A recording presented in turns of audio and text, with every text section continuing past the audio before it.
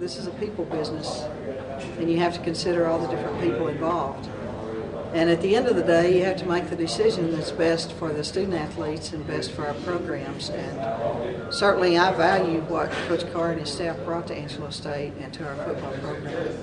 They worked very hard, and I know that they're as disappointed that they weren't as successful as they wanted to be, as we are. And so at the end of the day, we have to move forward, and we feel like it's just time for new leadership for our football program. But at the same time, they made their mark, and they made a difference, and I appreciate all that they've done. But when you look at athletic programs, the first thing that jumps out is wins and losses. But that's not all there is to good athletic programs. There are a lot of things that go into that, and certainly one of my goals for all of our programs is I think we should compete for conference championships every year. I think we should be in the regional play as often as possible. And every once in a while, the stars will line up like they did for our women's track team last year, and they'll win a national championship. And so what we want is a coach who has dreams of national championships, and to do that in the right way.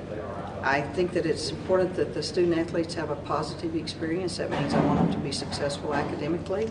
I want to keep them. Once we work hard to recruit them, it isn't very effective if they're wandering off somewhere else after a year or two. So, you know, there are a lot of things that go into making a program good. And for the general public, wins and losses is the most glaring evaluation. But it isn't the only evaluation. There are two things I think that make it difficult for coaches who come to Division II who have never been there. The first is they tend to underestimate the level of play that is required to be successful. And the second is learning how to divide those scholarships and get the most, if pardon the expression, bang for your buck.